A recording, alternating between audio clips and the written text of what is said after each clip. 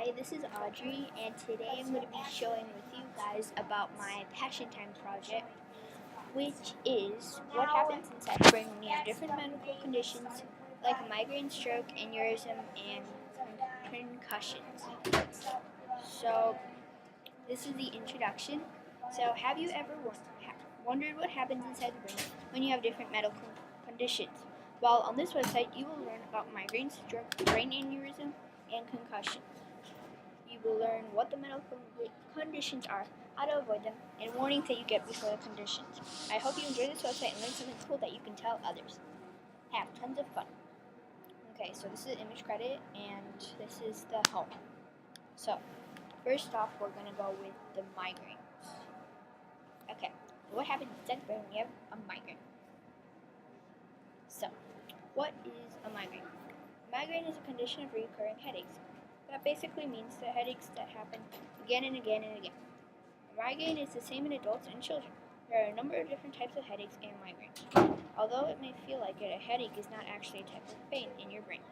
The brain is telling you when other parts of your body hurt, but it can't feel pain itself. Most headaches happen in the nerves, blood vessels, and muscles that cover a person's head and neck. Warnings that you get at the start of a migraine. Some migraine symptoms can include a throbbing headache, sensitivity to light and noise, nausea, vomiting, and lack of energy. In some people, changes in the cortex cause changes in their sight, such as dark spots, colored spots, sparkles or stars, and zigzag lines. Numbness or tingling, weakness, and dizziness, or the feeling of everything spinning can also happen. These symptoms are called the aura of a migraine. In adults, they usually happen before the headache itself, but in children, they may happen at the same time as the headache.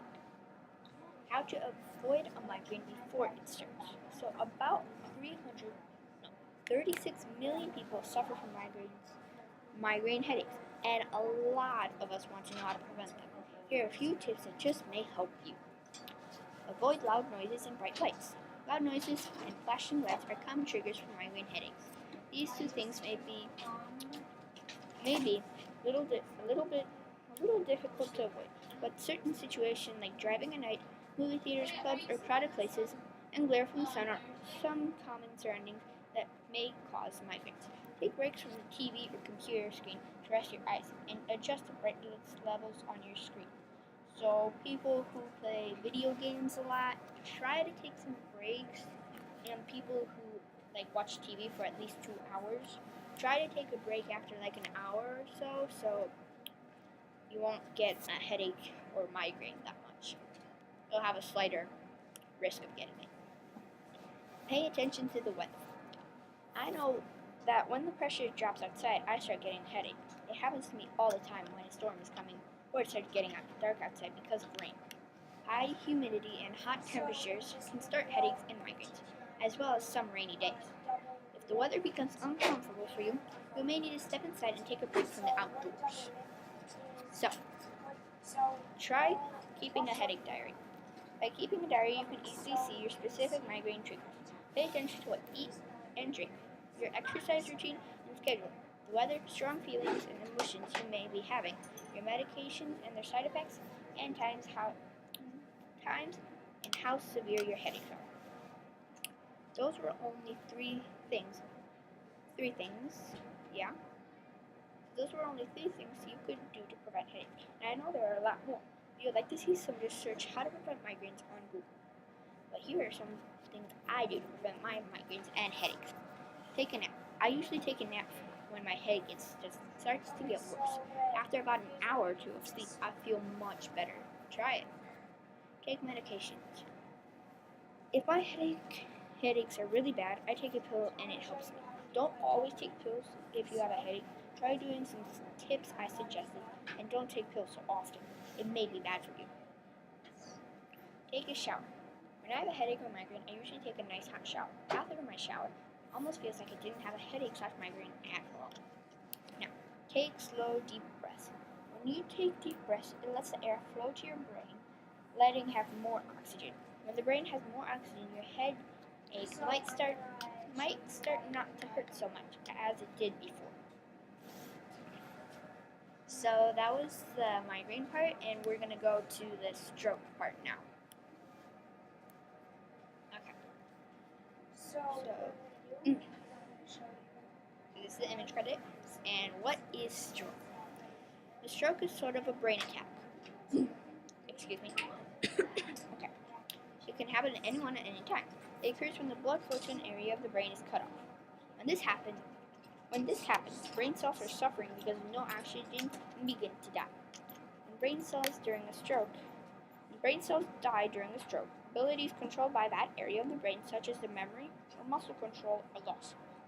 However, a person is affected by their stroke depends on where the stroke occurs in the brain and how much the brain is damaged by the stroke. For example, someone who had a small stroke may only have a minor problem such as temporary weakness of an arm or leg, but people who have larger strokes may be permanently paralyzed on one side of their body, lose their ability to speak. Some people recover completely from strokes, but more than 2/3 of survivors will have some type of disability. Warning that you get before stroke. Numbness or weakness in your face, arm, or leg, especially on one side of your body. Confusion or trouble understanding other people. Trouble speaking. Trouble seeing with one or both eyes. Trouble walking or staying balanced or coordinating. Dizziness, severe headache that comes on for no reason. Take the FAST test and see if you have any of these symptoms. Face. Smile. Does one side of your face droop? Arms. Raise both arms. Is one higher than the other? Do you have a hard time holding one up? Speech. Repeat a short, simple sentence like Mary had a little lamb. Do you slur the words? Is it hard to understand them? Time. If any of these are yes, call 911 immediately. How to avoid getting stroke. Stroke is the fourth leading cause of death in the United States, causing approximately 128,842 deaths each year. So here are some tips to reduce your chance of getting stroke. Avoid drugs which are known to raise a high blood pressure, so don't do drugs that much. Try to eat potassium. Potassium lowers the risk of stroke. Some foods that include potassium are white beans, spinach, potatoes, apricots, bananas, and avocados. Limit drinking caffeine. Caffeine is able to increase blood pressure a bit, so you can still drink it. Just try not to make it the only drink that you drink every day. Try not to smoke, or finally quit smoking. Smoking is extremely bad for all of us, and we all know that it is bad, so please, please, please stop. Avoid types of foods that are high in cholesterol. Cholesterol is a waxy substance in our body. Some foods that include cholesterol are egg yolk, fatty meats, butter, and cream. Exercise regularly. Exercising regularly can reduce your risk of obesity, diabetes, and hypertension, which are conditions that are all associated with the risk of stroke. Okay, now we'll go to brain aneurysm. Okay, this is the image credit again. So what is brain aneurysm? Brain aneurysm is when a weakness in a blood vessel in the brain that balloons and fills with blood. So the vessel fills up with blood. In a lot of cases, a brain aneurysm causes no symptoms and goes unnoticed. Although, in rare cases, the brain aneurysm releases blood into the skull and causes a stroke. So brain aneurysm is a way to get stroke. Warnings that you got before a brain aneurysm. Localized headache, dilated pupils, blurred or double vision, pain above and behind eyes, weakness and numbness, difficulty speaking. See medical attention immediately if you are experiencing some or all of these symptoms. Okay. Sudden severe headache, the worst headache of your life. Nausea, vomiting, nausea/vomiting. Stiff neck, sudden blurred or double vision. Sudden pain above/behind the eye or difficulty seeing. Sudden change in mental status, awareness. Sudden trouble walking or dizziness. Sudden weakness and numbness. Sensitivity to light. Photophobia. Seizure, drooping eyelid. How to avoid brain aneurysm. Smoking. If you smoke, you have a higher chance of getting brain aneurysm. Please stop, and that will significantly reduce your chance of getting a brain injury. Smoking is bad for you and your body. High blood pressure. Having high blood pressure can also significantly increase your chance of getting brain aneurysm. Here are a few tips on how to reduce high blood pressure. Eating a healthy diet. Cut down on salt and eat lots of fruits and vegetables. Maintaining a healthy weight. Even just losing a few pounds can make a big difference to your blood pressure and overall health. Exercising regularly. Being active and taking regular exercises can lower high blood pressure and keep your heart and blood vessels in good condition. Cutting down on caffeine. You could still drink tea and coffee, but you don't have to make it your only food you drink. Try water and other drinks, just like straws. Okay, so now we're going to go to concussions. This is the last medical conditions, and concussions are mostly in football. So, okay, here is the image credit, and what is a concussion? A concussion is a type of brain injury that is caused by a blow to the head or body, a fall, or another injury that shakes the brain inside the skull. Although there might be cuts or bruises on the head or face, there may be no other visible signs of brain injury. It's important to note that after a concussion, the brain is more sensitive to damage. So while you are recovering, be sure to avoid activities that might injure you again. In rare cases, concussions cause more serious problems. Repeated concussions or a severe concussion may lead to long-lasting problems with movement, learning, or speaking. Symptoms that you get before a concussion. Excuse me. So, headache or feeling of pressure in the head. Temporary loss of consciousness. Something like that. Confusion or feeling as if in a fog. Amnesia surrounding a traumatic event. Dizziness or seeing stars. Ringing in the ears. Nausea, vomiting, slurred speech. Delayed response to questions. Appearing dazed. Symptoms in children. Appearing dazed. Listlessness and tiring easily. Irritability and crankiness. Loss of balance and unsteady walking. Crying excessively. Change in eating or sleeping patterns. Lack of interest in favorite toys. How to avoid concussions in sports. Play by the rules. Teaching young athletes to respect the rules of their sport is part of good coaching. Wear the appropriate equipment for your sport and wear it properly. Always close a chin strap if your sport requires a helmet. Many concussions occur during practice. Examine the playing field or uneven areas or holes. Make sure that the end posts are padded sufficiently. Practice good sportsmanship. Teaching good sportsmanship is a part of good coaching and good parenting, minimizing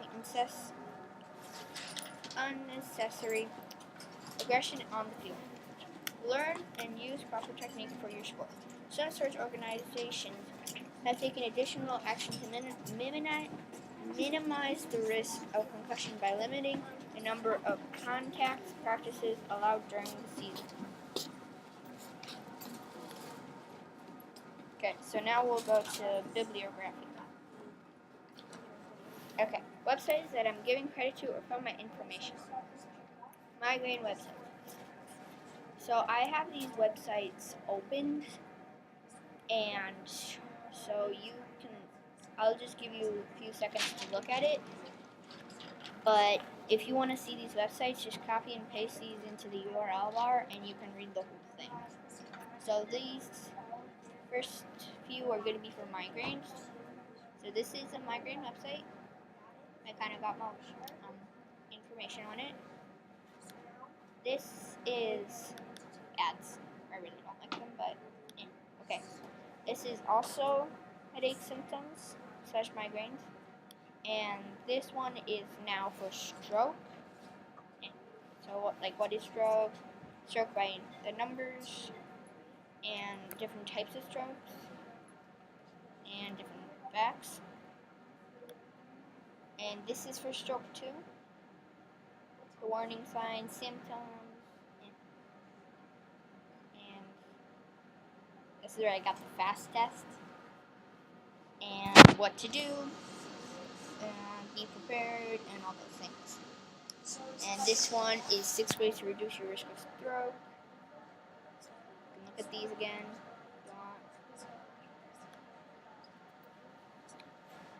Okay, this is for, let's see.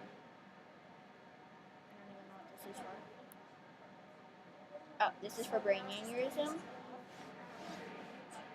This one is also for brain aneurysm.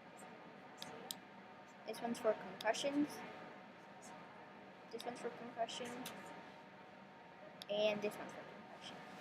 So those are the websites that you can look at. And I just have one more little slide, which is the goodbye. Okay, so thank you so much for spending your time and learning about my Passion Time project. I hope you learned a lot of information and enjoyed being on my website. Please tell your friends and others who are close to you to visit this website. I would really, really appreciate it, and it would help me a lot. Anyway, thank you again. So thank you for watching this video, and I'll see you soon.